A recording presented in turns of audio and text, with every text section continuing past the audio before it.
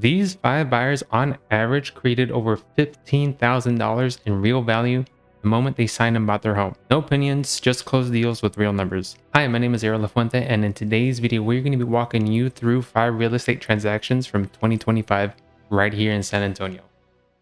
Every deal that you see had real money and real outcomes for real people. This isn't just theory, this is simply what just happened. Before we get into the deals, there's a core concept that I need you to understand, and it explains why these opportunities exist. In real estate, every single home is going to have 3 different values. First is going to be their speculated value. This is the value that is controlled mainly by the seller, and this is the value that the seller hopes to sell the home for. Second is the true value. This is the value in which the buyer of the home controls. This typically is shown in the contract to buy the home. And then third is the appraised value of the house. This is where an unbiased third-party opinion controls the value of the home, and this opinion is based off of the market. Now, when you go ahead and you're scrolling through Zillow or Redfin, you are looking at speculated values, which is the seller's values. And those prices are decided by the seller and their agents, where they sat down and they say, well, we think that the market is going to pay this much for this house. Now, it's obvious that the seller is going to want this number to be as high as possible. However, that does not matter. What truly matters is the true value of the home. In other words, what is the buyer's opinion to buy this house? Now, this true value is established the moment a buyer signs a purchase contract. And even then, that's not the true value because the buyer could back out at any point in the contract. The actual true value happens the instant they sign and they pay the money to buy the house. And at that exact moment, the final contract price represents what the home was worth to the buyer. Now, keep in mind, when you are selling a house, you are advertising to the market. The buyer comes from the market. Now, when you are under contract, the true value is locked in to that one person. But now let's just say you wanted the appraised value of the house, either because for personal reasons or you had to get a loan to buy the house from a bank. An appraiser is a licensed professional who goes in and inspects the home in person, and they provide ideally an independent, unbiased opinion. Now, the way they do this is by comparing similar homes in that neighborhood that have already been sold within a certain time frame. Now, this is done to make sure that the speculated value or true value isn't too far off from what other people are paying in that particular neighborhood. Now, the appraiser is just looking at the receipts of what other people in that neighborhood are paying for. Now, as a home buyer, the goal is going to be simple.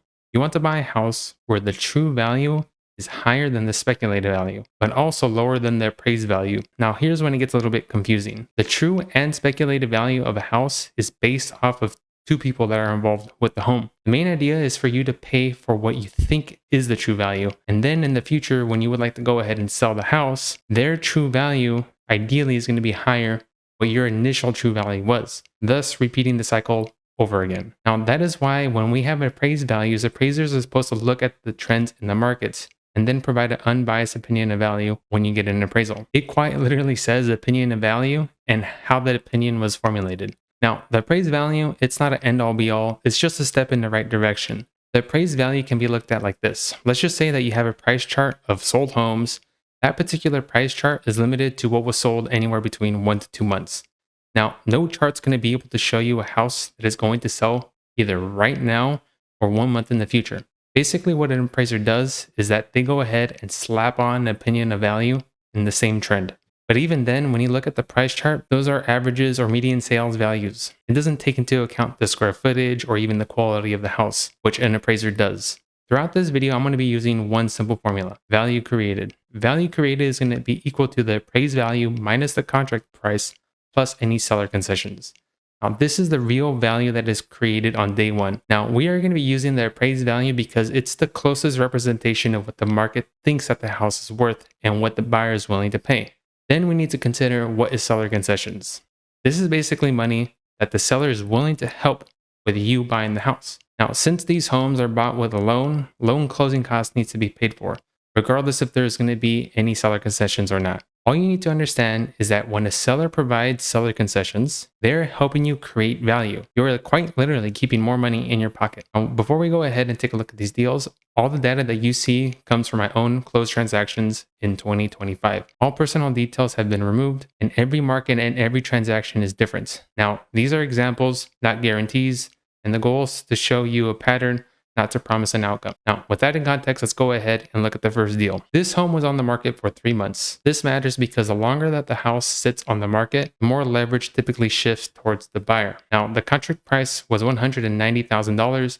and the appraised value came in at a whopping $191,000. Now, the seller concessions were $9,300, which is absolutely huge. Now, if we go ahead and use our formula, that's $1,000 from the appraisal difference plus $9,300 in concessions. This created over $10,000 in added value, or to be more exact, $10,300 in value added. This deal was made possible because of the time on the market, seller motivation, and also reduced competition. The home was purchased in January, right in the middle of winter, and the seller just wanted to get their home off their books. And my buyer was the only serious person that had seen the house in the past 3 months that it was on the market. Deal number 2 followed a similar structure. This home took 1 month to sell. The contract price was $206,000 and seller concessions were $12,000. The appraised value came at $215,000. That is over a $9,000 difference from the contract price, meaning that the buyer had $9,000 of equity immediately, excluding down from their down payment. Using the same formula that we were talking about, that's $9,000 from the appraisal gap plus $12,000 in the seller concessions. This creates over $21,000 in added value. That's a whole 10.2% from the purchase price. And deals like this, they're really rare. They are only going to happen when buyers are positioned correctly. In this case, when I had the buyer's pre-approval, we had very strict limits. The deal only worked at $206,000 and also at $12,000 at seller concessions. Any other deviation would have quite literally killed the deal.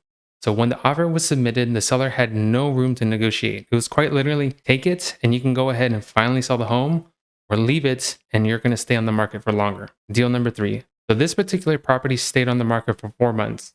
That signaled a clear seller flexibility.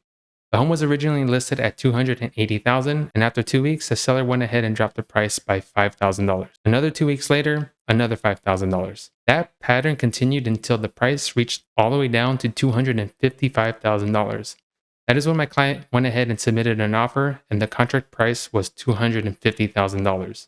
Now, when the appraisal came back, it was at $257,000. Seller concessions were at $10,000. That is $17,000 added in value, which is a whole 6.8% of the purchase price. What the seller did is that they initially overpriced the home by approximately 10.7%, and the market corrected it, and then it continued to correct it over time. Now for deal number 4. This home sat on the market for 7 months. That dramatically decreased the buyer leverage.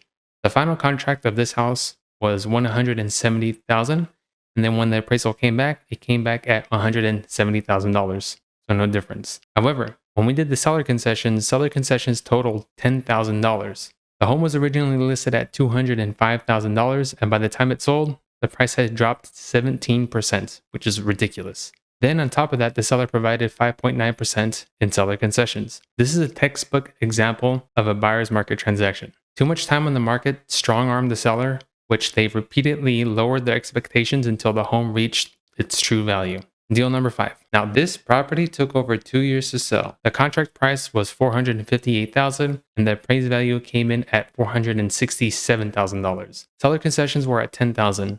That is a total of $19,000 in added value given to my buyer. Now, the thing here was that the home was originally listed for $540,000. And then after 2 years, the price tanked roughly by around $82,000, which is ridiculous. That's a whole 15%. Now, this deal proves that buyer leverage exists across multiple price ranges, not just entry-level homes. That is why time is king when it comes to negotiating. After looking at all these deals, the longer the home is on the market, the more desperate the seller may become. These examples show that 1, buyers were able to purchase homes below appraised values. 2, seller concessions are actually quite common. And 3, most importantly, value is created for my buyers the moment they signed. My buyers were not waiting and depending on the future market conditions. They didn't need to wait for interest rates to drop, nor did they have to wait for home values to drop. They saw opportunity, and on average, they made around $15,000 in added value. Now, these are just some of my closed deals from 2025, and it shows on how the market's behaving.